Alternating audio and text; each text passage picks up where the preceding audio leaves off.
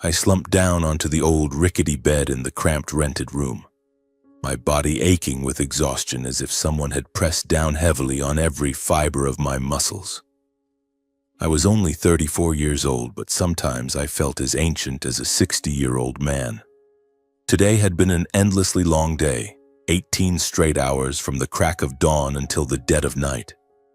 I just wanted to close my eyes and sink into a deep sleep, forgetting everything. Forgetting the dusty grime clinging to my clothes, forgetting the nagging pains in my back and shoulders. But then the gentle ticking from the old clock placed beside my pillow sounded like an unavoidable reminder. It was the gift my mother had given me for my 24th birthday, 10 years ago now.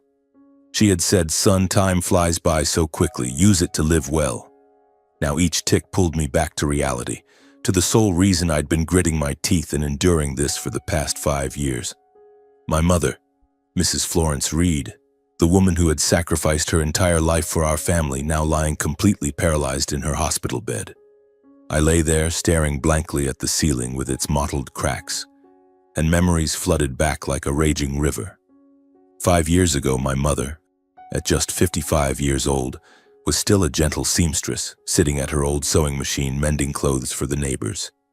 She always smiled softly, her eyes crinkling as she told stories from the past, about the days when my father was still adrift at sea as a sailor. She often said, "Family is everything, Coulson. No matter what happens, we'll always be there for each other." Then on that fateful morning, my father called me, his voice trembling. "Your mother had a stroke, Coulson. The doctors say she's completely paralyzed. She can't walk or speak anymore." I rushed home immediately, my heart feeling like it was being squeezed in a vice. Seeing her lying motionless on the bed, her eyes slightly open but vacant, her mouth twisted and unable to form words, I felt my world collapsing. From that point on, my life changed completely. During the day, I worked as a laborer on a construction site near the Baltimore harbor.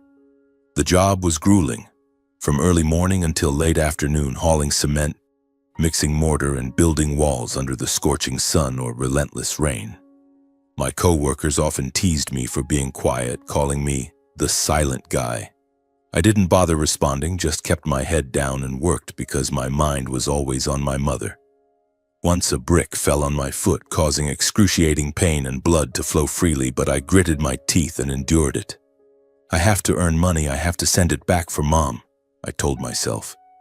The pay for a laborer wasn't high, but it was enough to hold on to. At night, when the sun set, I would don my dark blue uniform, grab a broom and bucket of water, and go clean the towering office buildings in the city center. The brightly lit hallways, the pungent smell of floor cleaner, the noisy hum of the vacuum cleaner. All of it felt like an endless loop. I wiped windows, vacuumed dust, emptied trash, sometimes gazing out the window at the bustling crowds heading home, my heart tightening with envy. They had families waiting for them, but what about me? I only had this cold rented room and dreams of my mother getting healthy again. Every month when I got paid, I set aside almost all of it to send back to my father, Mr. Douglas Reed.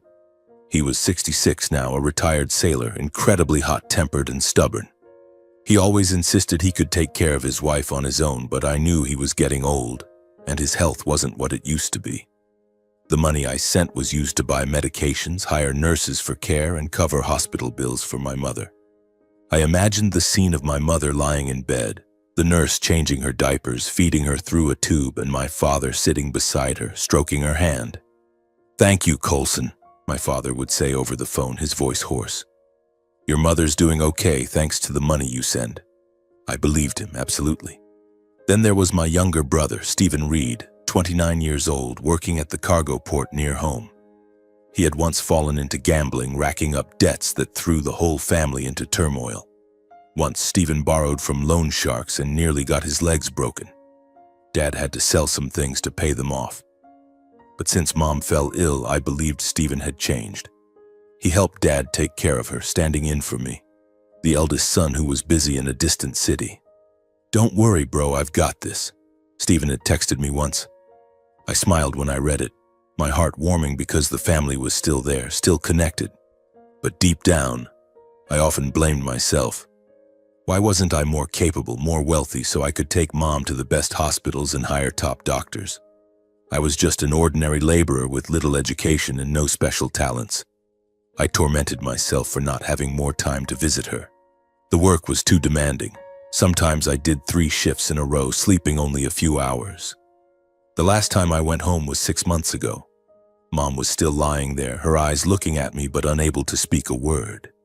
I held her hand, tears streaming down. "Mom, I'm sorry." She just blinked, as if to comfort me. In those moments, the pain felt like a knife twisting in my heart. Every late night when I returned to my room, I would video call my father. It was usually after midnight, after I'd showered, my body utterly spent. "Dad, how's Mom?" I'd ask, my voice weary. Dad would appear on the screen, his wrinkled face under the dim yellow light. "Same as always, son. Mom's sleeping. Don't worry, just focus on working hard." He'd say it quickly, then hang up. For the past 5 years, I'd lived like a machine, working non-stop, sending money regularly, and dreaming of the day Mom would wake up and smile at me. But sometimes, in the dead of night, when the clock's ticking echoed, I suddenly felt a vague unease. As if something wasn't right, but I pushed it away because doubting my family was something I couldn't accept. Then one day, like an unexpected gift from heaven, I got a day off. It was a rare occasion, probably the first time this year. The construction site boss, a gruff man but one who sometimes showed heart, saw me working like an ox and gave me a free day. "Take a break, Coulson," he said, clapping me on the shoulder with his raspy, smoke-roughened voice. "You look like you're about to drop dead." I didn't argue, just nodded in thanks. Immediately, thoughts of my mother flooded in. I would go home and visit her. It had been 6 months since I'd last been there, since the time I sat by her bed, held her hand, and cried silently. This time, I would stay with her longer, tell her about my days in Baltimore, about the dreams I still kept hidden. I packed a few simple things, a clean shirt, some snacks bought hastily from the corner store, and set off. My heart beat faster than usual, a mix of excitement and anxiety. Before leaving, I called my father to let him know. The phone rang a few times, then his voice came through on the other end. "This is Dad, Coulson." His voice sounded odd, not the familiar hoarseness, but strained, as if he were trying to hide something. I quickly told him about my day off and my plan to come home. "I'm coming to visit Mom, Dad. I'll be there by afternoon." He paused for a second, then tried to sound cheerful. I could picture that forced smile through the phone. "Yeah, that's good, son. Come visit your mom. But be careful on the road, it's far and the weather's bad." He gave a few more instructions, but his voice sounded rushed, like he wanted to end the call quickly. I didn't think much of it, just told myself he was probably tired from taking care of Mom. "Yes, I'll be careful. See you soon." I hung up, my heart warming at the thought of going home. But deep down, that strained voice lingered like a discordant note in a familiar symphony. The journey from Baltimore to the town of Salisbury took nearly 3 hours, but that day it felt even longer. I sat on the rickety bus, staring out the window as the scenery blurred by in silence. The bustling highways gradually gave way to lush green fields, then to sparse coastal neighborhoods. The salty sea breeze wafted in through the cracked window, carrying the familiar scent of salt and seaweed from my childhood. I remembered the days when I was little, when Dad would drive the whole family to the beach, Mom sitting in the back, hugging me and Stephen tightly, laughing loudly. "Look at the sea, kids. It's as vast as life itself." Now the sea was still the same, but our lives had changed. I sat there, listening to old music on my phone, sad ballads about family and loss. I didn't talk to anyone, just lost in endless thoughts. Finally, the bus stopped at the familiar station. I grabbed my bag and stepped off, taking a deep breath of the salty sea air. The town of Salisbury was unchanged, peaceful with its narrow streets, low-slung houses, and the distant sound of waves crashing. Our parents' old house was right by the seawall, a simple wooden home with a front porch overlooking the ocean. When I pushed the door open and stepped inside, the familiar smell hit me, a mix of medicine and damp sea air. The living room was dim with only faint sunlight filtering through the curtains. And there, my mother lay on the bed near the window, her body frail and thin, her skin wrinkled like old paper. She wore a white nightgown, her silver hair splayed across the pillow. Her eyes were slightly open, moist and filled with sadness, staring straight at me. My heart clenched. She looked weaker than before, her cheeks sunken, her limbs gaunt. But those eyes, they seemed to recognize me, calling my name in silence. I approached, my steps light so as not to startle her. Sitting down by the bed, I took her hand. The dry, bony, cold hand, fingers curled from lying still for so long. "Mom, I'm home," I whispered, my voice trembling. Tears welled up, but I held them back. A wave of guilt surged through me. I'd been away from home for too long, leaving her here alone with her pain. 6 months, maybe more, I'd been busy with work, sending money but not visiting. Was she angry with me? Was she lonely? I stroked her hand, rambling about trivial things. "I'm doing fine, Mom. The work in Baltimore is tough, but I can handle it. I miss you so much." She didn't respond, just blinked lightly. But I felt the warmth in that gaze. In that moment, all my fatigue melted away, leaving only love. Suddenly, my father emerged from the kitchen, a cloth in his hand. He looked older, his hair stark white, his weathered face etched with wrinkles. "Coulson, you're here," he said, trying to sound cheerful but still strained. "Sit and rest. The road must have been tiring." He told me not to bother Mom too much, to let her rest. I nodded, but it felt odd. Why would he say that? Mom was right here, and I'd come to visit her. Then my younger brother, Stephen, came out from the next room carrying a glass of water. He was tall, his hair tousled, flashing a welcoming smile. "Bro, you're back? Have some water." But in his eyes I caught a flicker of tension, like he was hiding something. His gaze averted, his smile a bit stiff. I didn't pay much attention, just happy that the family was together. It had been so long since we'd all sat like this. "Thanks, bro," I said, taking the glass and sipping. We sat there, chatting about random things. The weather, Stephen's job at the port, bits of town news. Dad talked about the days caring for Mom, his voice low. "Your mom's the same but stable, thanks to the money you send." I smiled, my heart warming. After some small talk, I suddenly thought of Mom. She'd been lying here for 5 years, staring at the 4 white walls. It must be so boring. Sunlight streamed through the window, accompanied by the gentle roar of waves. "Dad, how about I take Mom out for a little walk?" I suggested eagerly. "She must be tired of being cooped up inside. To the nearby park to breathe in the sea air and feel better." Both Dad and Stephen froze for a moment. I saw it clearly. Dad stopped wiping the table, his eyes hesitant as he looked at me. Stephen swallowed hard, his face paling slightly. The atmosphere suddenly tensed, like a cold gust had blown into the room. Dad was silent for a few seconds, then nodded. "Yeah, that could work. But just the nearby park and come back early. Your mom's weak. She can't handle much." His voice was still forced, but I didn't dwell on it. Stephen chimed in. "Yeah, bro, don't go far." I was thrilled, not noticing the strangeness. This was a chance for Mom to get a change of scenery, to feel life outside. Dad called the nurse taking care of Mom, a young woman named Emily, about 25, with her hair in a ponytail, dressed in a white uniform. He asked her to come along to help. Emily seemed rushed, constantly checking her watch, but she nodded. "Yes, I'll come." She brought a bag of medications and syringes, the familiar items for Mom's care. We prepared the wheelchair, an old one with creaky wheels. I gently lifted Mom and settled her in it, wrapping a blanket around her shoulders. Her body was light as a child's.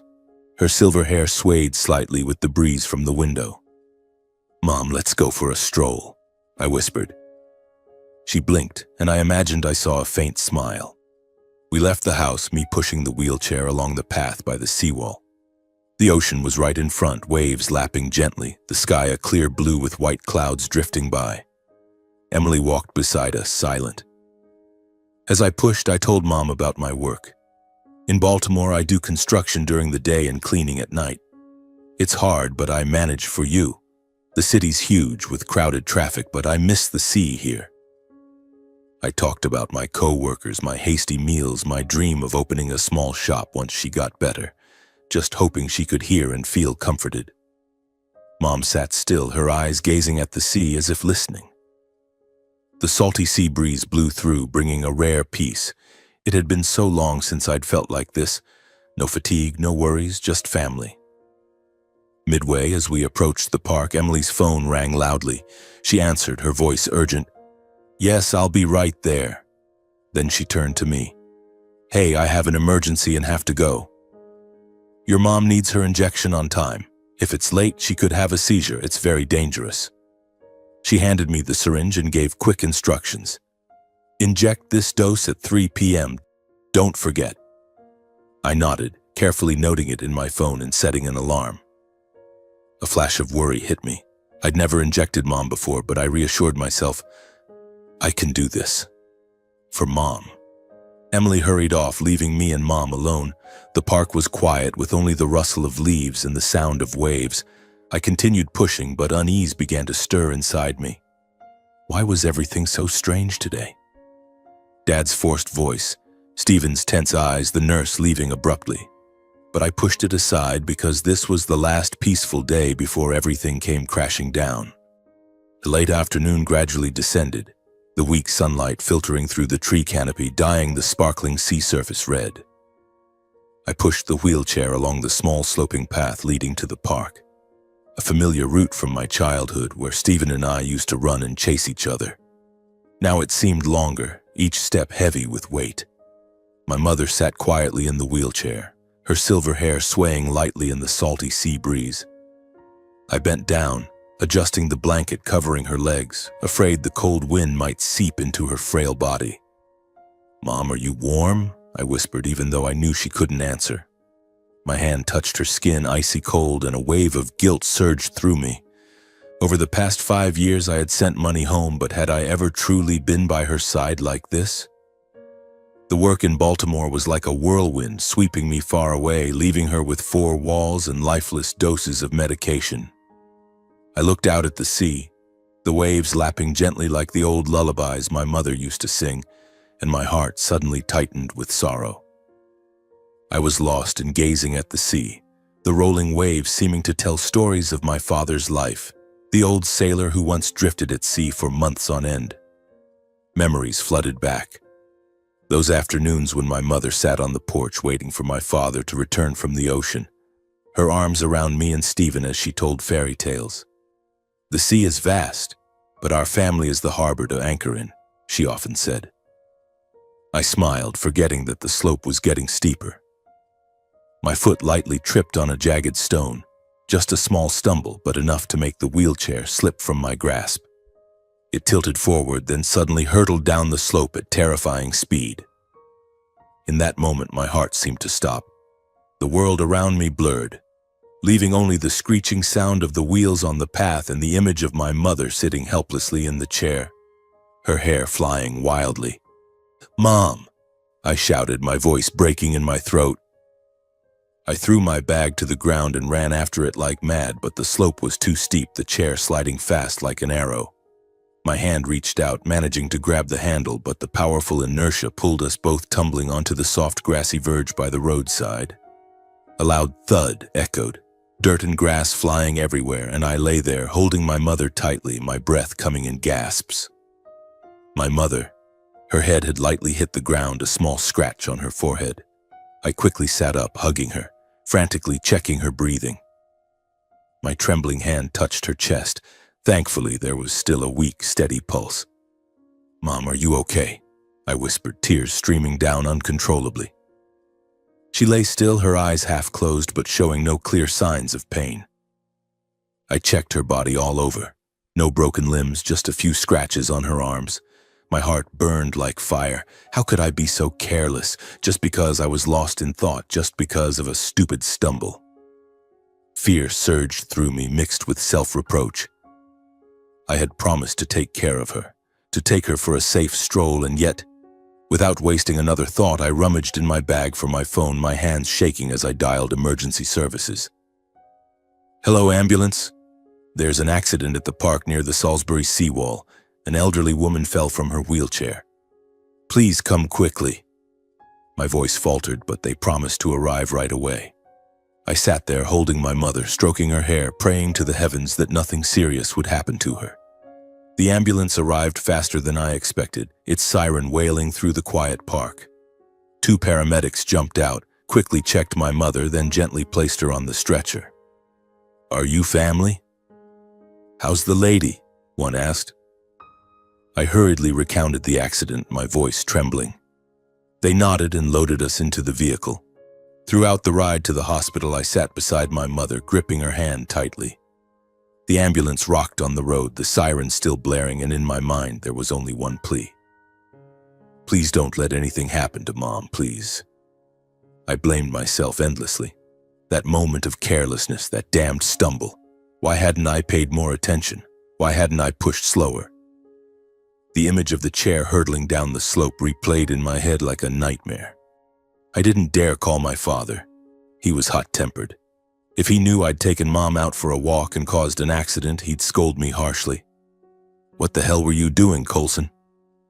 I told you not to take her far. I could imagine his shouting voice.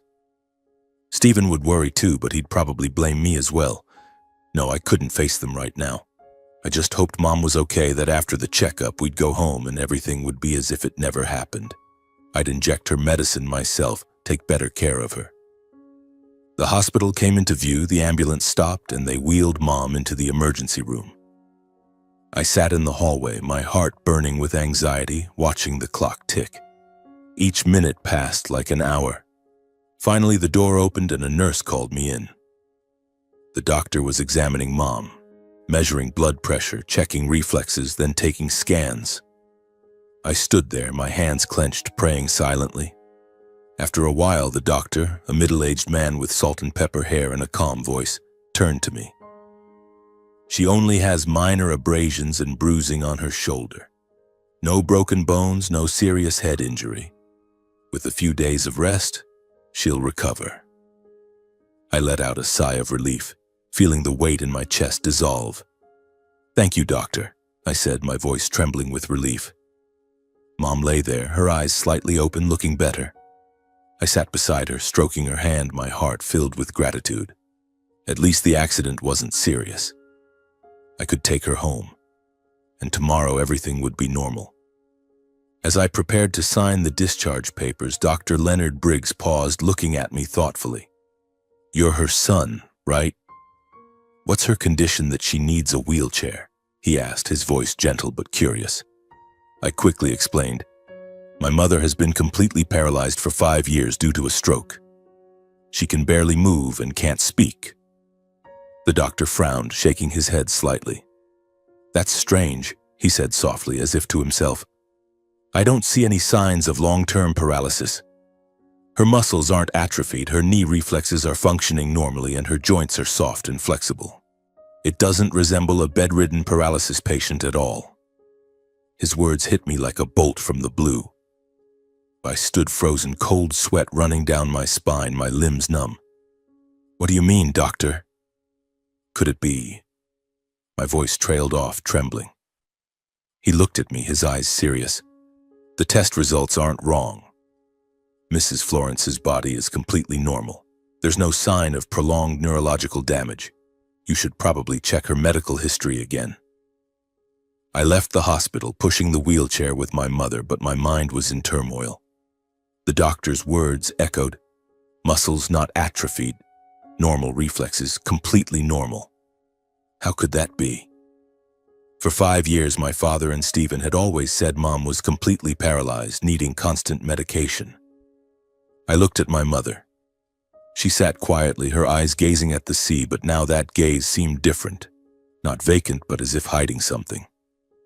The alarm for her injection time rang, but I hesitated. Did she really need it? Doubt began to creep in like a crack in the ice. On the way home, the sea breeze blew stronger, carrying a bitter, salty scent, and my heart sank into deep contemplation. Something wasn't right, but I wasn't ready to face it yet.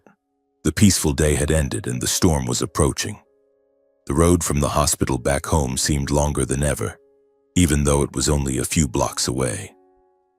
I pushed the wheelchair slowly, avoiding the potholes on the old cobblestone path, afraid of jolting my mother. The evening light dyed the sea surface red, the waves lapping gently as if whispering secrets I didn't yet know. My mother sat motionless, a scarf wrapped around her shoulders, her silver hair swaying lightly in the wind. I glanced at my phone's clock. It was already 10 minutes past the injection time, as Nurse Emily had instructed. She had said that if it was late, Mom could have a seizure. It was very dangerous. But now my mother still sat calmly, showing no signs of anything unusual. No trembling, no facial twitching, nothing at all. My heart pounded. Shouldn't there be something? For 5 years, my father had always emphasized that the injections were a lifesaver, the thing that kept her from agonizing pain. And yet now, I stopped by the roadside, my hands gripping the wheelchair handles tightly, trying to shake off the rising unease. "Mom, I won't inject it, okay? Just for today," I whispered, as if asking for her opinion. She didn't respond, just blinked lightly, and I convinced myself that it was a sign of agreement. But deep down, the anxiety coiled like a venomous snake in my stomach, waiting to strike. I remembered those late-night video calls when my father always hurried to hang up after a few sentences. "Your mom's fine. She's sleeping." The injection was given on time. He said that, and I believed him. Believed absolutely, because he was my father, the one who taught me to get back up after every fall. But now, Dr. Leonard Briggs's words repeated in my head like a faulty recording. No signs of long-term paralysis. Her body is completely normal. He was a doctor. What did he know? Or was he mistaken? I tried to think that way, but the image of my mother's knee reflex, the way her leg jerked slightly when the doctor tapped with the hammer, kept flashing vividly. Someone bedridden and paralyzed for 5 years couldn't have reflexes like that, right? When we arrived, the wooden house by the seawall appeared under the dim yellow streetlights. The front door was slightly ajar, and my father, Mr. Douglas, opened it right away when he heard the creaking wheels. His face was flushed, the wrinkles deeper under the light, and his voice rang out immediately, full of reproach. "Coulson, where did you take your mom that took so long?"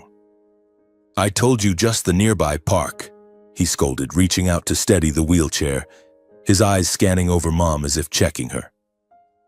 I swallowed hard, trying to keep my voice calm. "Sorry, Dad, there was a small accident on the slope, but Mom's fine now." He frowned, then asked sharply, "Have you given her the injection yet?" It should have been done by now. I hesitated for a second, then told the truth. "Not yet, Dad. I forgot." Dad's face suddenly went pale, as if I'd said something horrific. He didn't say anything more, just pushed me aside, wheeled the chair inside, and rushed to the kitchen to rummage through the medicine cabinet. I stood there, my heart racing, watching him grab the syringe and vial, the medicine I'd sent money home to buy. He injected her immediately, his hands trembling slightly, but the movements practiced as if he'd done it thousands of times. "It has to be on time or your mom could seize up and die," he muttered, his voice full of worry. I helped Dad lift Mom onto the bed. Her body was light as a feather, her skin icy cold under my hands. As we laid her down, I leaned close to her face, adjusting the pillow and blanket, and that's when I noticed. Her eyes weren't as vacant as usual. Normally they were cloudy, lifeless, as if lost in a long dream. But now those eyes were brighter, glistening with tears, and I saw it clearly. Her lips trembled slightly, like an unconscious effort to say something she couldn't. "Mom?" I whispered, my heart pounding. She looked at me, her lips moving faintly, but no sound came out. It was a chilling moment. Was she trying to speak, trying to warn me about something? Or was it just my illusion after the accident? I stroked her cheek, tears welling up. "Rest now, Mom. I'm here." But she kept looking, her eyes pleading like a silent cry for help. I stood up, my legs shaking, and left the room, closing the door gently. Outside, I leaned against the wall for a moment, taking deep breaths to regain my composure. My heart drummed like a drum, cold sweat breaking out despite the cool sea breeze. In my mind, all the details started connecting. Dr. Briggs's words about her normal body, Dad's strained attitude when I called to say I was coming home, Stephen's tense eyes when I first stepped into the house. It was all like scattered puzzle pieces gradually fitting together, painting a picture I wasn't ready to see clearly. Could it be? No, it couldn't. They were my family. I walked to the kitchen, my feet heavy as lead, the small kitchen with weak fluorescent light shining down on the old wooden table. Dad and Stephen were sitting there, drinking wine in silence. The red wine bottle was half empty, 2 drained glasses on the table. The strong smell of alcohol mixed with the antiseptic scent from Mom's room lingered, making me feel suffocated, like my throat was being squeezed. I sat down across from them and decided to tell everything. My voice tried to stay calm, but inside was a storm.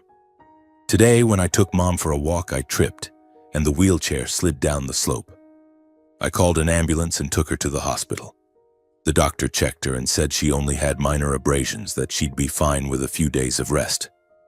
I paused, swallowed, then continued. But the doctor said Mom is completely normal. No signs of muscle atrophy or loss of reflexes at all. Her muscles are flexible like a healthy person's. Those words hung in the air and I saw it clearly. Both of them froze for a moment. Dad stopped lifting his glass, his eyes widening for a second before he quickly hid it. Stephen swallowed hard, his face paling. A few seconds later, Dad forced a laugh, a crooked smile that couldn't hide the tension. What do doctors in this small town know? They just do superficial exams.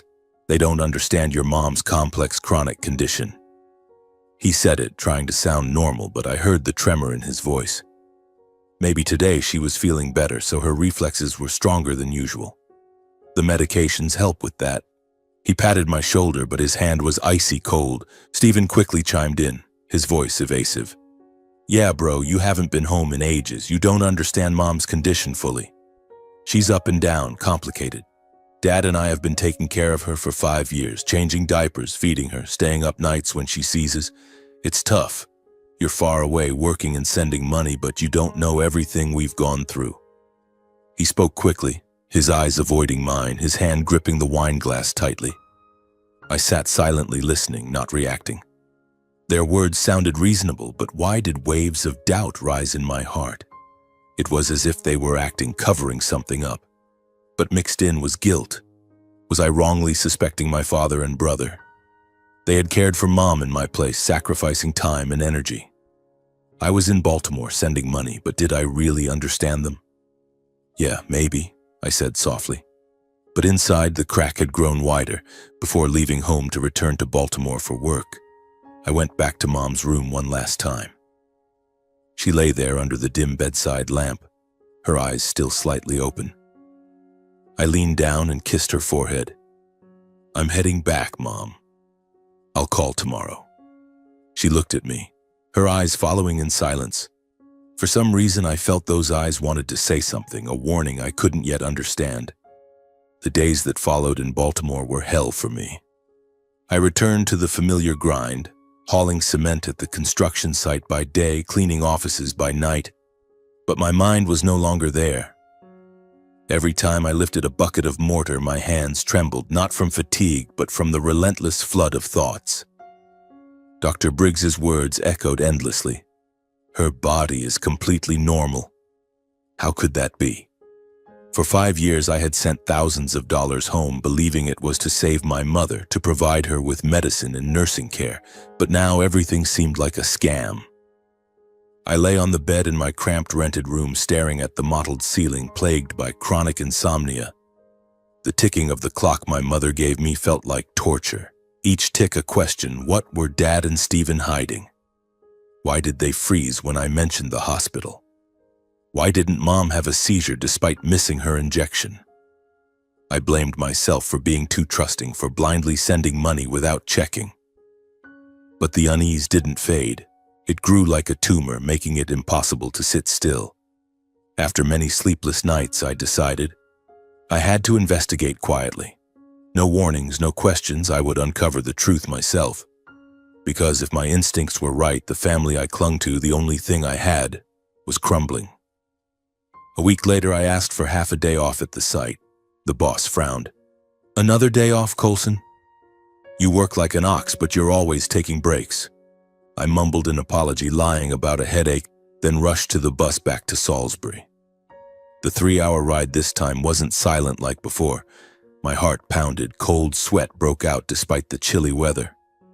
I stared out the window, the scenery blurring past unseen, my mind fixed on the plan. Show up unannounced.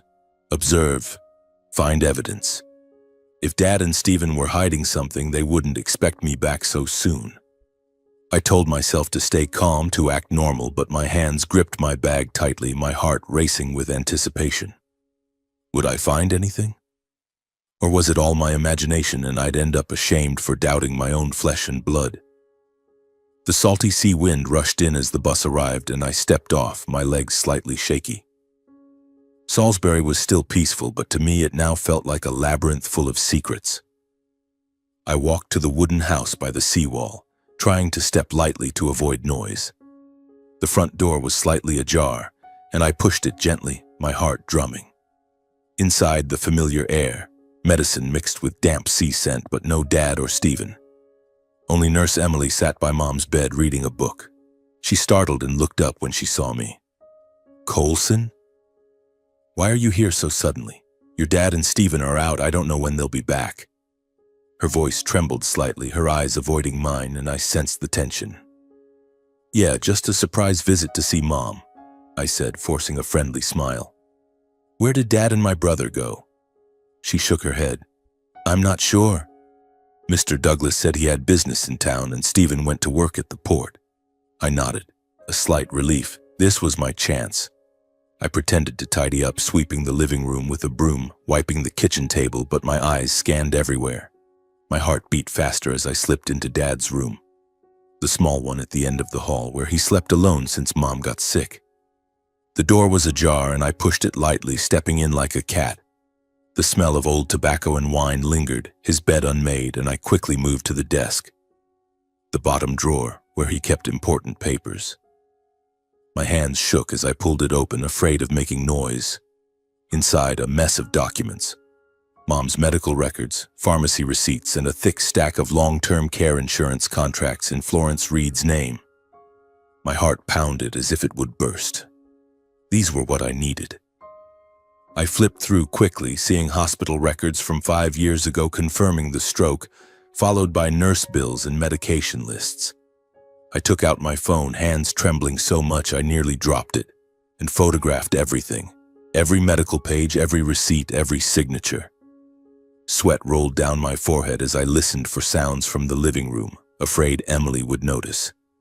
But she stayed with Mom, and I finished, closed the drawer, and left the room as if nothing happened. Back in Baltimore that night, I sat in my narrow room under the dim desk lamp, opening the photos on my phone. My heart raced like opening Pandora's box. I zoomed into the records, the initial hospital treatment plan, anticoagulants, physical therapy, but nothing about muscle relaxants or strong sedatives. Then I compared the pharmacy lists, a series of unfamiliar names, diazepam, lorazepam, heavy sedatives, and even vecuronium, a temporary muscle paralytic I'd read about online when researching Mom's condition. They weren't in the treatment plan. My blood ran cold, my hands shaking as I scrolled further. At the end of the files, I found insurance payout records, large regular payments over 5 years for long-term care, deposited directly into an account under Douglas Reed. Not the family account, but Dad's personal one. I collapsed onto the bed, breathing heavily. How could this be? Insurance money for a severely ill mother, but Dad took it all? And the paralytic drugs, were they deliberately keeping her paralyzed to continue receiving payments? The thought cut into my heart like a knife. 5 years of sacrifice, working myself to exhaustion, sending money. It was all to feed this lie? Tears rolled down my face, not from sadness, but from rage and pain. The next day, I couldn't wait any longer. I arranged to meet Nurse Emily at a cafe near the docks, a small, quiet place with the smell of roasted coffee mixed with salty sea air. I texted her, "Meet me at Old Dock Cafe, 10 a.m. It's important." She agreed.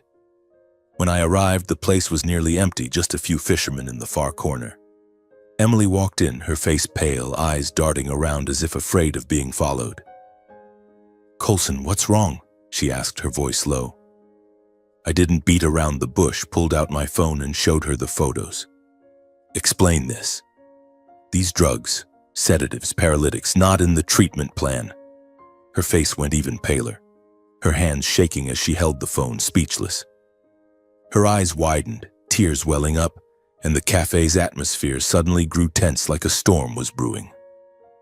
After a heavy silence, Emily sighed, her voice trembling as she confessed, I didn't want to get involved, but since you know, I'll tell you everything.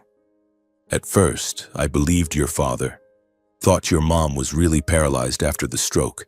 I cared for her as instructed, giving injections on time." She paused, swallowing hard. "But after a few months, I noticed something strange. The doses were too strong, heavy sedatives, and her condition was odd. Her muscles didn't atrophy. Reflexes were still there, but she lay still like she was locked in. I got suspicious and asked Mr. Douglas." Her voice broke. "He got angry, told me not to interfere. Then he doubled my pay, from $500 to $1,000 a month, and threatened that if I spoke out, he'd report me to the police for abusing a patient. I was scared, didn't want trouble, so I stayed silent and agreed. I listened, my body turning ice cold like someone had poured freezing water over me. Everything clicked. Dad and Stephen had deliberately turned Mom into a lifelong invalid, using drugs to keep her paralyzed, to milk money from me and the insurance. The money I sent, the insurance payouts, all into their pockets. I clenched my fists, my voice choking. How could they do this? She's his wife, their mother. I pressed further, my voice shaking with anger. What else? Do Dad and my brother stay home much?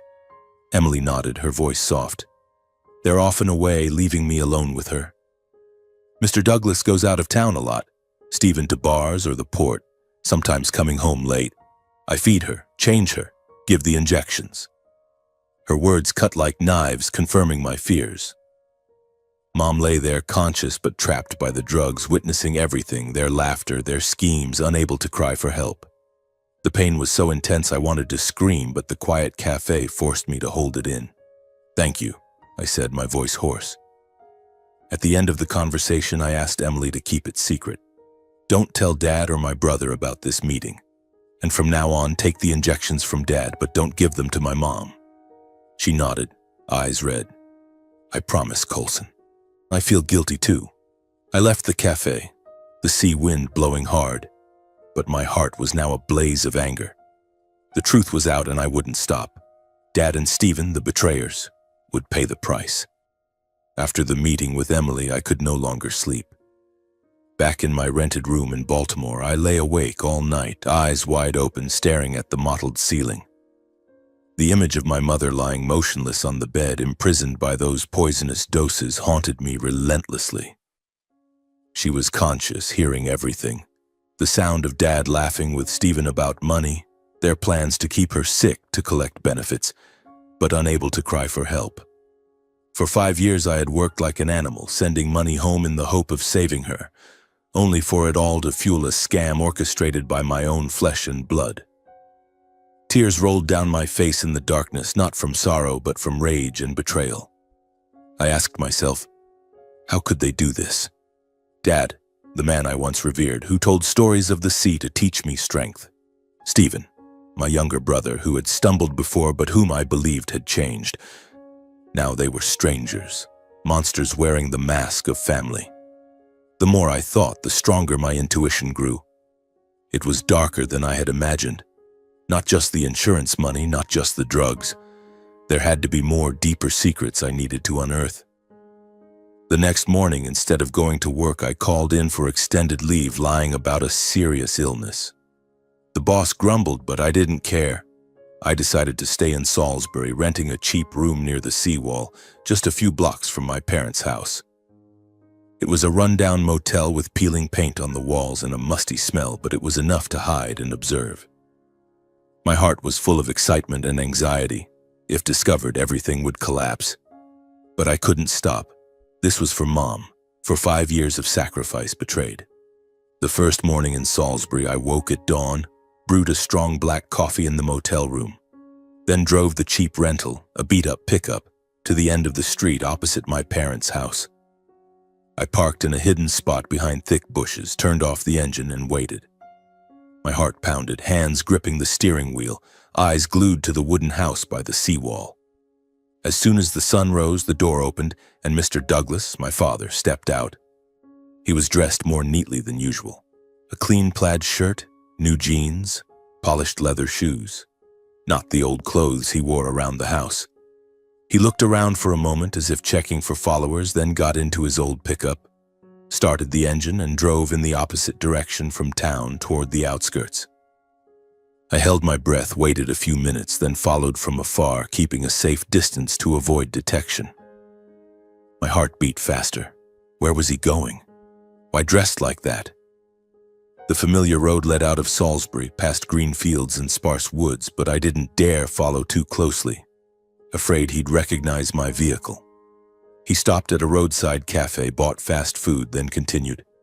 I returned to my spot, my mind full of suspicion. That dark intuition grew stronger. He wasn't working, he was retired. So where was he going? By noon, with the sun high and scorching, I still sat in the truck, sweating profusely, eyes fixed on the house. Stephen emerged, wearing a crisp white shirt and black slacks, looking like he was heading to a meeting rather than working at the cargo port. He checked his watch, got into the old sedan, bought a few years ago with money I sent, and drove off, disappearing around the bend. I didn't follow immediately, but waited. The house now held only Nurse Emily. I saw her silhouette through the window, occasionally stepping onto the porch, looking around uneasily. Her eyes darted, hands clutching her phone tightly, perhaps worried about her promise to me, afraid of being caught. I sat there, hastily eating a sandwich from the corner store, lost in thought. For 5 years, I thought they stayed home caring for Mom, sacrificing their time, but now they were often away, leaving Emily alone. So what was the nurse money I sent used for? To cover the scam? I recalled those late-night calls, Dad always rushing to hang up. Mom's sleeping, don't worry. Now I understood. He was probably somewhere else, not by her side. Rage surged, but I held it in, waiting for the right moment. The next day, I continued surveillance, waking earlier, parking in a different spot to avoid suspicion. Light rain fell, the cold sea wind seeping through the car window, but I didn't care. My heart raced like I was playing a dangerous game. If caught, Dad would yell, Stephen would deny, and everything would shatter. But I had to know the truth. Mr. Douglas left the house early again, but this time I didn't follow him. I waited for Stephen. By noon, he exited, still in a white shirt, got into the sedan and drove off. I started the engine, tailing from afar, keeping 2 cars between us. The road led out of town, past sparse neighborhoods, and he stopped at a roadside bar. An old place with flickering neon signs, loud rock music mixed with drunken laughter spilling out. I parked in a shadowed corner, turned off the lights, and watched through the rain-streaked windshield. Stephen walked in, greeting a group of rough-looking men who laughed boisterously, then sat at a card table. Through the bar's foggy glass, I saw clearly. He drank, beer overflowing his glass, laughing loudly. Then he played cards, pulling out his wallet after each loss, counting cash without hesitation. Those green dollar bills, I recognized them instantly. It was the money I sent for Mom, money from my sweat and tears, from 18-hour shifts now used for gambling and drinking. My heart felt crushed, tears welling up. Stephen had promised to quit gambling the day Mom fell ill, but now he was the same, even worse, using scam money to indulge. I sat in the truck, hands gripping the wheel until my knuckles turned white, wanting to storm into the bar and shout, "What are you doing with my money?" But I held back. I needed solid evidence. The rain fell harder, as if crying for me. The following day, I switched to following Dad. I woke at 4 a.m., drank black coffee to stay alert, then parked and waited. Mr. Douglas left as the sun rose, still neatly dressed, driving the pickup north toward the suburbs. This time I followed closer, maintaining a safe distance on the winding roads. My heart pounded, excitement like in a detective movie. If he turned and saw me, it was over. The road led to a quiet suburban area, small houses scattered among trees. He stopped in front of a small white house with a red tiled roof and a tiny flower garden. Cozy, not the home of a poor retired sailor. I parked far away behind bushes and watched through cheap binoculars I'd bought in a hurry. Dad got out, looked around, then knocked. The door opened and a woman, about 50, dyed blonde hair, wearing a floral dress, stepped out, embracing him tightly. They kissed, laughed, then went inside together, the door closing. My heart stopped. I recognized her. She'd appeared in a group photo on Stephen's phone when I borrowed it to make a call. Stephen had jokingly called her Dad's acquaintance, brushing off my question with a grin. Now it was clear. Dad was keeping another woman, using the money for a second life. All the pieces fell into place. For 5 years, while I exhausted myself in Baltimore, working double shifts to send money for Mom's treatment, they lived off it. Stephen squandered it on gambling and drinking, losing without regret, while Dad used it to support his mistress, buying nice clothes, acting like a boss. The insurance money, the money I sent, it all went into their pockets while Mom lay there, poisoned by drugs to sustain the lie. I sat in the truck, tears streaming down, my heart aching like it was being cut. How could they be so cruel? Mom, the gentle woman who sacrificed her life for the family, turned into a money-making tool. They didn't just deceive me, they maintained her paralysis to keep receiving insurance and my regular payments. The more I thought, the more unforgivable it seemed. The image of Mom's trembling lips and pleading eyes was clearer than ever. She knew everything but couldn't speak. I recalled my rare visits home, Dad always rushing me out, Stephen tense, all to hide it. My 5 years of sacrifice, the exhausting nights, the back pain, it was all meaningless. I wanted to scream, to rush home and confront them, but I held back. I needed stronger evidence, needed calm. The rain stopped, dusk fell, and I drove back to the motel, my heart heavy. That night I didn't go to my room right away, but sat in the truck overlooking the sea. The waves crashed against the rocks with a roar, as if venting my anger, white foam scattering under the dim moonlight. The cold sea wind blew through the cracked window, carrying the bitter, salty scent of the ocean. The ocean Dad once sailed, teaching me honesty. Now he had betrayed it all. I sat there, hands clenched, thoughts swirling. Tomorrow there would be no more room for silence. I would confront them, rescue Mom from that hell. But tonight I let the pain sink deep, turning rage into strength. The waves kept crashing, and I knew the real storm was coming. The next morning I woke at the crack of dawn, the sky still pitch black, heavy clouds blanketing the heavens like a harbinger of a terrible day. I skipped breakfast, only gulping down a cup of strong black coffee in the motel. Its bitter taste spread through my mouth, matching the bitterness in my heart. My heart pounded as I drove to my parents' house. The home I once saw as a sanctuary, now nothing but a prison for my mother. No more hiding. I wanted to end everything today. 5 years of deception, 5 years of futile sacrifice, it all had to stop. The gloomy sky, the howling wind, the raging sea with waves crashing against the seawall like thunder. It all mirrored my mood, furious, heartbroken, and resolute. Rain began to fall lightly, wetting the windshield, but I didn't care. I parked in front of the house, stepped out, my shirt clinging to my skin from the cold rain. My hands clenched the keys, my heart full of excitement and fear, not of them, but of the moment of confrontation that would tear apart whatever remained of our family. But I had to do it. For Mom, for myself. I pushed the door open and stepped inside, the creaking hinges echoing in the heavy air. Inside, the living room was dim, lit only by the faint yellow glow of a table lamp on the old wooden table. Dad and Stephen were sitting there, Dad smoking a cigarette, the smoke curling like a veil of deception. Stephen holding a coffee cup, eyes glued to his phone. They startled when they saw me. Dad paused with the cigarette in hand, eyes widening. "Coulson? Why are you back so early?" His voice tried to sound normal, but I heard the panic. Stephen set down his phone, his face pale. Bro, did you forget something?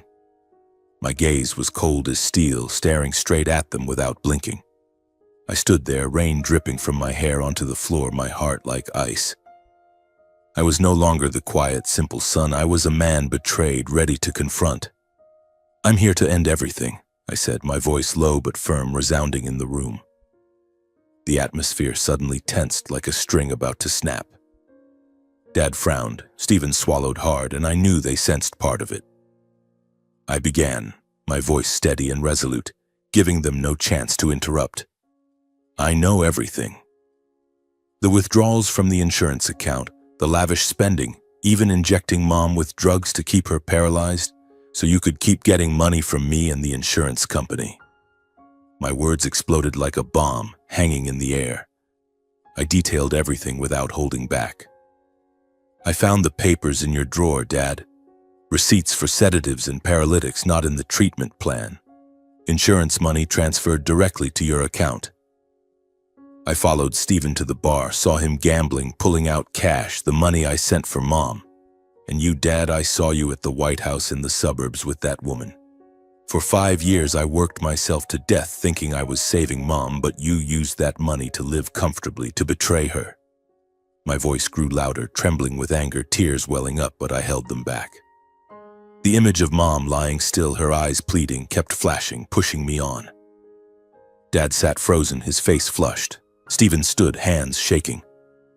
The living room felt suffocating, the mix of cigarette smoke and damp rain making me nauseous.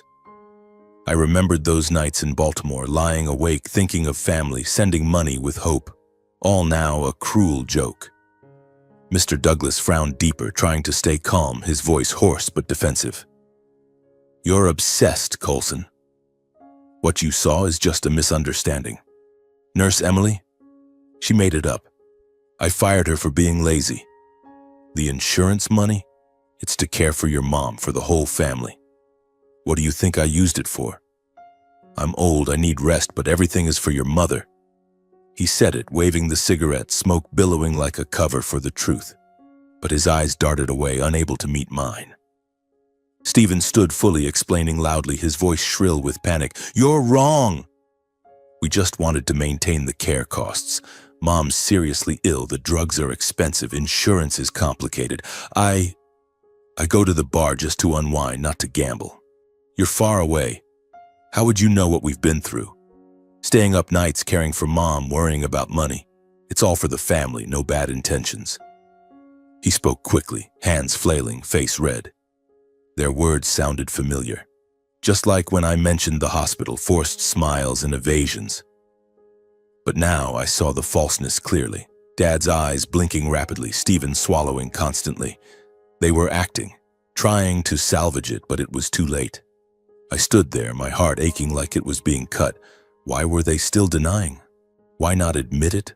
Apologize? Memories flooded back. Dad teaching me to fish by the sea, Stephen sharing candy when we were kids. Now it was all shattered, leaving only anger. I ignored everything, no more arguing. Their words were like wind. I walked straight to Mom's room, my steps heavy as lead, but my resolve ironclad. The room was dark, the antiseptic smell lingering. Mom lay on the bed, her frail body under a thin blanket. Her weak eyes turned toward me, glistening with tears, as if waiting for this moment. My heart clenched. She knew. She always knew. I sat by the bed, taking her hand. Mom, I know everything. It's over. I'm taking you away. They won't hurt you anymore. I nodded slightly, promising with my eyes to protect her, to make up for 5 years of hell. She blinked lightly, her lips trembling faintly, and I felt relief in her gaze. Tears rolled down my face, not from weakness, but from liberation. For 5 years, she lay here, witnessing it all. Dad laughing with his mistress over the phone, Stephen boasting about money, unable to speak. Now I would be her voice. As I bent down to lift her, her body light as a feather, her skin cold but warm with love, Stephen rushed in from the doorway, blocking me, his voice frantic. What are you doing? You can't take Mom. She needs to stay for treatment, for her medicine. Are you crazy? He reached out to grab my shoulder, eyes red, but I saw the fear. Fear of losing the money, the scam. Dad stood from the living room, stepping in, his voice threatening and echoing. "Stop, Coulson. You're destroying the family. Put her down. Let me handle it. If you take her, you'll regret it. I'm your father." He approached, fists clenched, his weathered face twisted with anger and fear. The small room suddenly felt explosive. My heart pounded, but I wasn't afraid. Rage had transformed me. I whipped around, my gaze sharp as a blade, sweeping over them, my voice short but powerful. "If you touch me or Mom, I'll call the police right now. I have all the evidence, documents, photos, the nurse's testimony. Don't push me." My words cut through the air like a knife. The determination in my eyes made them freeze, stepping back. Stephen let go, his face ashen. Dad stood still, eyes wide with shock. They knew I was serious, 5 years of silence, but now I had changed. I carried Mom out of the house, stepping across the wet wooden porch, rain pattering on the roof, soaking my shoulders but not cooling my anger. Mom rested in my arms, her head on my shoulder, eyes half closed, as if at peace. Stephen stood silently at the door, watching, lips moving but silent, eyes red. Regret or just fear? Dad collapsed into a chair in the living room, hands over his head, shoulders shaking like a defeated old man. I didn't look back. No goodbye. Why should I? They had died in my heart the moment the truth emerged. The door slammed shut behind me with a dry thud, like a hammer nailing the coffin of 5 years of deception. The rain grew heavier. The sea roared, but my heart felt strangely light. I placed Mom in the car seat, wrapped her in a warm blanket, then drove away, heading to Baltimore, starting a new journey for us. The road was long, rain falling, but I knew from now on we would be free. Mom would heal and I would make up for everything. The journey back to Baltimore took 3 hours, but that day it felt shorter, for my heart was filled with hope mixed with worry. Rain pattered on the windshield, the wipers swishing steadily like my heartbeat. Mom sat beside me, eyes half closed, breathing gently, no longer with that vacant look. I glanced at her, hands gripping the wheel tightly. "Mom, we're going to my place. I'll take care of you. No one will hurt you anymore." She didn't respond, but I felt it, through the way she blinked lightly as if comforting me. I thought about the past 5 years, the endless shifts, money sent home like water down the drain, all to feed Dad and Stephen's scam. Now I was free, but also alone, just Mom and me against the world. By the time we reached Baltimore, night had fallen, rain still pouring, the city lights glittering but cold. I brought Mom to my cramped rented room where I'd lived alone for years. The space was small, just a bed, a table, and the old clock by the pillow. I laid her down, wrapped her in a warm blanket, then made a thin soup from the scant ingredients in the fridge. "Eat, Mom," I whispered, spooning it gently, my heart aching as she swallowed with difficulty. That night I sat by the bed, holding her hand, unable to sleep. The rain outside the window was like a lullaby, but in my mind was a storm. Worry for Mom, anger at Dad and Stephen, and questions about the future. From that day on, I cared for Mom devotedly, as if to make up for 5 years of absence and deception. I cut back on work. No more double shifts, just the day laborer job. Nights were for staying with Mom. The site boss grumbled, "Are you crazy, Coulson? Less pay. How will you live?" I shook my head. "I have Mom now. That's enough." Income dropped, but I saved, buying nutritious food and vitamins from the nearby pharmacy. Every morning I woke early, warmed milk for Mom, massaged her limbs to prevent atrophy. I stopped the injections completely, those toxic vials Dad had forced Emily to use. At first I worried, afraid she'd seize as they threatened, but nothing happened. In the early days, Mom still lay still, but I noticed small changes. Her skin grew rosier, her eyes brighter, no longer dull and lifeless. I sat with her for hours, telling old stories. About her sewing clothes for me, Dad's tales of the sea, little Stephen running around. "Remember, Mom? I was naughty, tore my shirt. You scolded me, but sewed it anyway." She blinked, and I smiled, my heart warming. I read to her from old library novels, my voice echoing in the small room. In those moments, I felt like a child again, with Mom as my rock. But deep down, the pain lingered. How could Dad and Stephen do this? How did they turn her into a prisoner in her own body? In the following days, Mom gradually regained life, like a wilted flower watered anew. Without the poison, her body responded well. At first, small movements. Her fingers curled slightly when I held them as if grasping back. My heart raced. "Mom, you can move!" I shouted, tears streaming, overjoyed.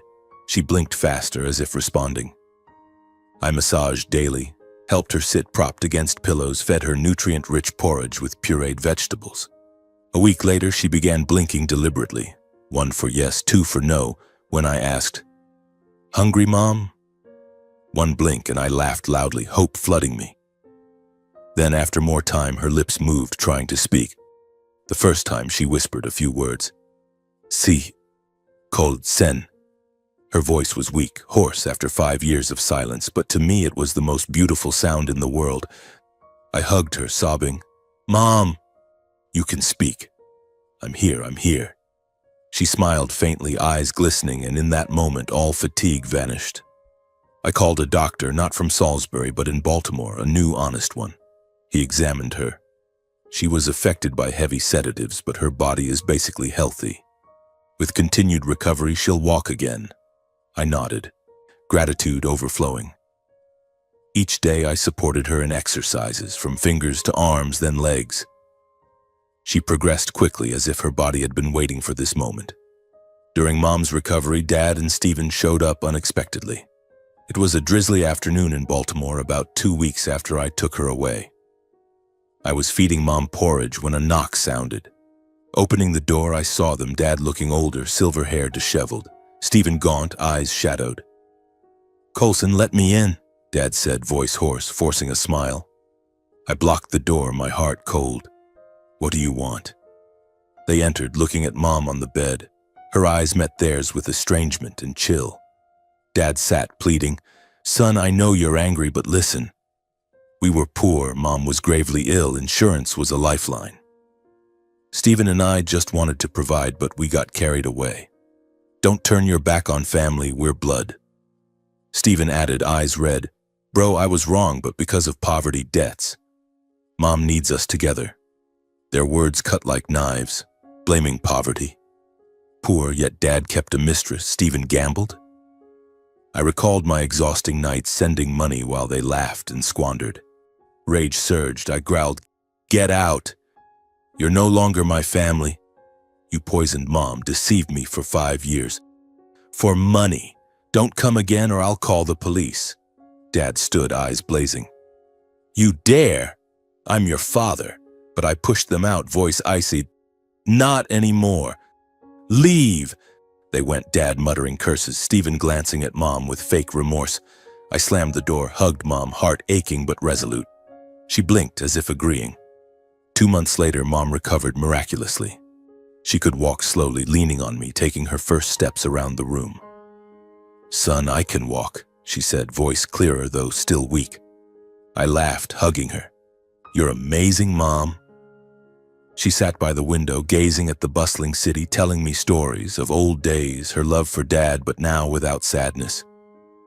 One evening, as we ate dinner, her favorite vegetable porridge, she held my hand, voice trembling. "Son, I must tell you. For those 5 years, I was fully conscious.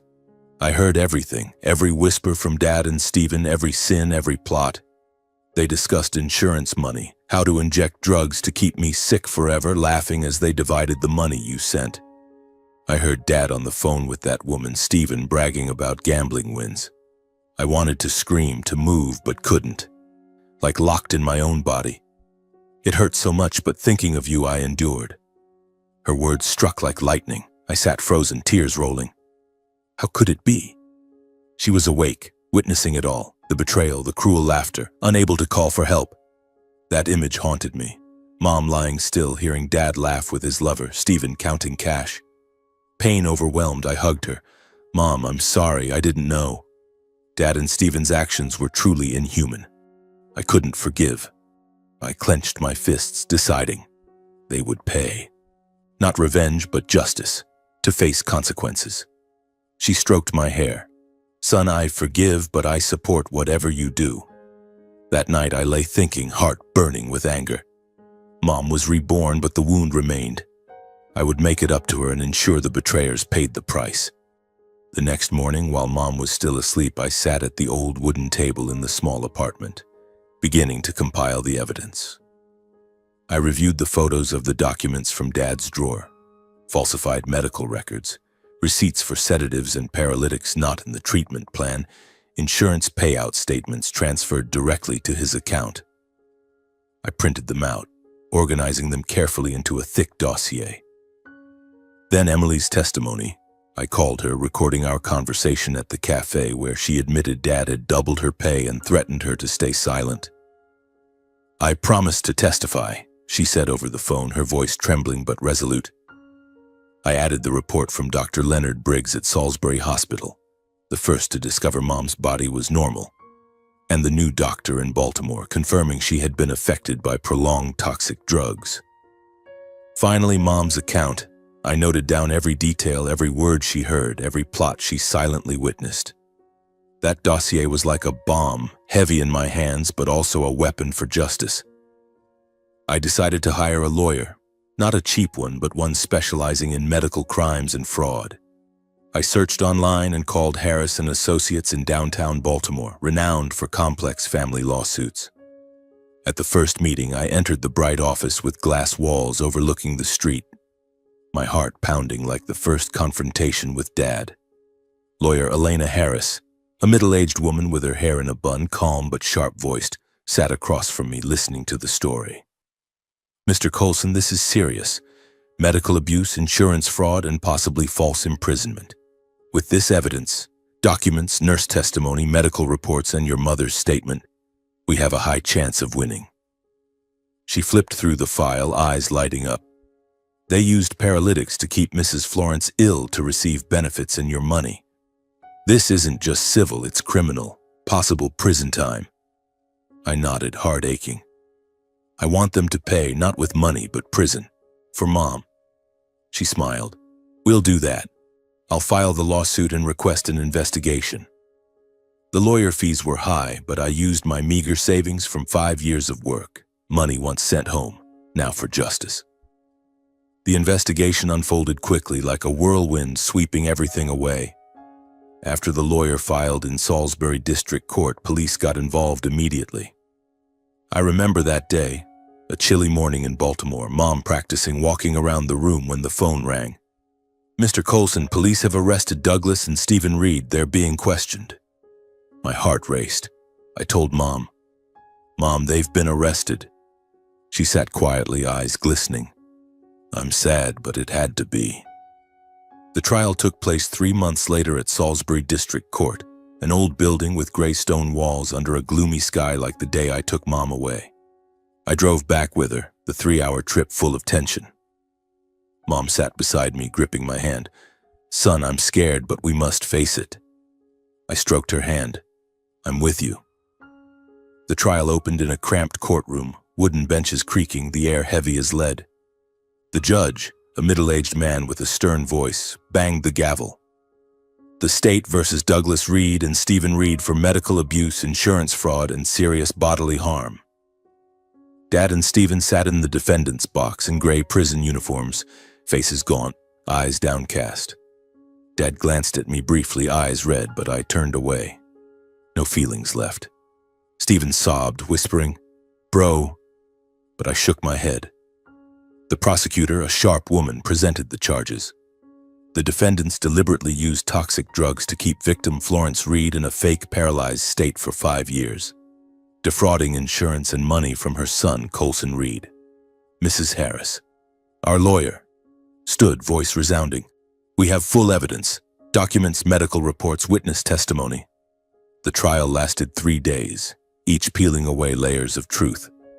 Day 1, a neurology expert from a major Baltimore hospital testified, based on reports, Mrs. Florence was affected by vecuronium and heavy sedatives, not natural stroke.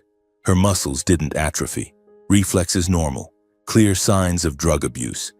If continued, she could have died. His words hit like a hammer. Dad bowed his head. Stephen trembled. Day 2, our evidence was presented. Photos of documents, drug receipts, insurance transfers to Dad's account. "This is fraud proof," Mrs. Harris said firmly. Then Emily took the stand, pale but determined. "Mr. Douglas threatened me, doubled my pay to keep quiet. They injected paralytics into Mrs. Florence Daly, though she wasn't ill." The courtroom buzzed. The judge banged for order. Dad denied. "She's lying." But Emily stared straight. "I have a recording, Your Honor." The audio played, Dad's threatening voice silencing everyone. The final day, Mom took the stand. She walked slowly, leaning on me, but her voice clear and strong. "I was conscious for 5 years, hearing every plot from my husband and youngest son. They discussed injecting drugs to keep me sick forever, taking money from my eldest son and insurance. I heard their laughter dividing the money. My husband calling his lover, my youngest son bragging about gambling. It hurt, but I couldn't move. Her words cut like knives. The courtroom fell silent, only Stephen's sobs. Dad slumped, unable to look at her. I sat below, tears streaming. She was so strong after everything. The trial ended with the judge's conclusion. Based on evidence, defendants Douglas Reed and Stephen Reed are guilty of medical abuse, insurance fraud, and serious bodily harm. He banged the gavel. Douglas Reed sentenced to 15 years, Stephen Reed to 10 years. The courtroom erupted. Dad shouted, "Unfair!" Stephen wailed, led away. Mom and I sat quietly, no cheers, no joy, just silence. She held my hand. "It's over, son." We left in silence, rain still falling outside the court, the distant sea roaring like that day. On the way back to Baltimore, Mom gazed out the window. "I'm sad but relieved. Now it's just us two." I nodded. "I'll take care of you." Everything closed behind, 5 years of deception, the painful trial like an old book chapter. We went home, hearts at peace, but the scars remained. Justice had prevailed, but the family was shattered forever. After the trial, life for Mom and me flowed peacefully, like a calm river after a storm. We returned to the small apartment on the outskirts of Baltimore, where the window overlooked a lazily flowing river, and began rebuilding from the fragments. Mom had fully recovered, a miracle I hadn't dared dream of months earlier. She walked steadily now, no longer needing my support, her voice clear and resonant, just like when she used to sing me lullabies. Every morning she woke early, brewed strong black coffee for me, then sat at the kitchen table with a gentle smile. "Son, what do you want to eat today?" "Mom will cook." I looked at her, my heart overflowing with gratitude. She who had once been a frail woman lying motionless in bed was now my source of strength. We lived simply without luxury. I still worked as a day laborer, earning enough to get by, coming home at night to cook with her. She helped me clean, mend torn clothes, small acts filled with love. "I'm healthy now, don't worry," she often said.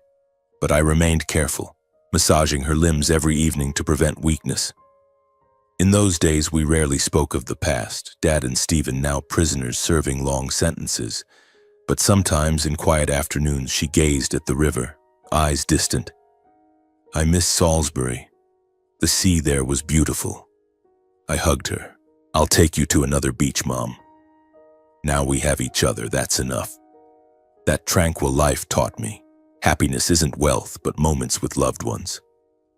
One day, in the crisp autumn chill of Baltimore, golden leaves falling outside the window, Mom called me over after dinner. We sat at the kitchen table, steam rising from hot teacups, the faint scent of green tea lingering. She looked at me, eyes glistening, voice serious. "Colson, I have something to tell you. Sit down." My heart raced. Why was she acting strange today? Mom held my hand, voice trembling. "Your grandfather left me a large inheritance when he passed 10 years ago. I kept it hidden, afraid your father would squander it. Now seeing your devotion all these years, sacrificing, sending money, caring for me, I've decided to leave it to you. It's savings, stocks, and a small plot of land by a nearby lake. Use it, son, to build your life." Her words struck like lightning. I sat frozen, hands shaking as I held the teacup. How could it be? Grandfather, the man she rarely mentioned, a wealthy farmer on the outskirts, left an estate? I looked at her, eyes blurring with tears. Mom, why didn't you tell me sooner? I don't need money. I just need you healthy by my side. She smiled, stroking my cheek. I knew you'd say that, but I want you happy. Use it, son. I'm old. I just want your joy. I hugged her, overwhelmed. She had endured alone for 5 years, hiding this secret amid Dad and Stephen's schemes. She could have used the money to escape, but chose silence for the family. My heart surged with gratitude, love, and regret. Mom, thank you. But I'll use it for us, not just me. She nodded, eyes bright. I trust you. I was emotional all night, lying awake thinking of Mom's secret. Grandfather, the kind old man with fruit orchards I met only a few times as a child, left such a legacy. Mom hid it well, even from Dad, fearing he'd waste it. Now she gave it to me after seeing my sacrifice, working to exhaustion, sending money without complaint. I cried silently, thinking of those 5 years. If I'd known sooner, would things be different? But no, now was the right time. The next morning I hugged her. I'll use the money to start a small company, Mom. A construction firm helping people repair homes like I did as a laborer. She laughed. Great idea, son. I support you. I used the sum, substantial enough to start a business, to open a small company in Baltimore, hiring a few old co-workers from the site, specializing in affordable home repairs for the poor. The company was named Reed Repairs, the Reed name, but only for Mom and me. It was tough at first, few clients, endless paperwork, but I persevered, working day and night.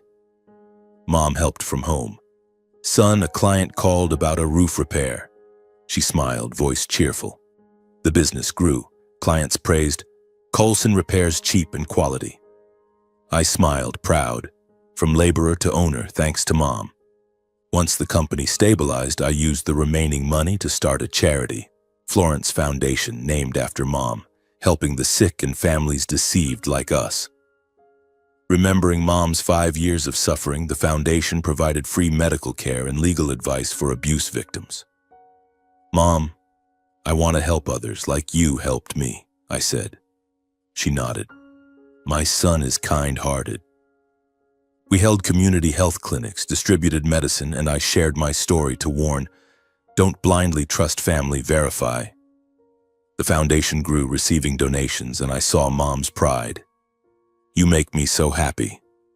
This new life brought us greater joy than ever.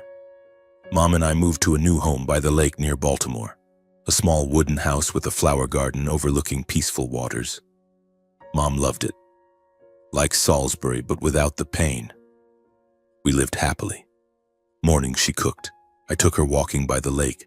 Evenings I shared company stories. She laughed when I brought flowers. My son is romantic. I cared for her devotedly, massaging her feet nightly, buying new books, taking her for checkups. Mom, I love you, I said, and she hugged me. Me too, son. In those days, the scars faded, leaving only happiness, mother and son by the lake, living peacefully after the storm. In those quiet moments, I often sat alone by the lake, watching ripples under the setting sun, reflecting on our journey. 5 years of sacrifice, 5 years of deception, a painful trial, and now a new life, all like a long book full of tears and lessons. I, Coulson Reed, once a quiet, simple man in Baltimore, working to exhaustion to send money for Mom. Now I am the owner of a small company, founder of a charity, but most importantly, a son who learned harsh life lessons.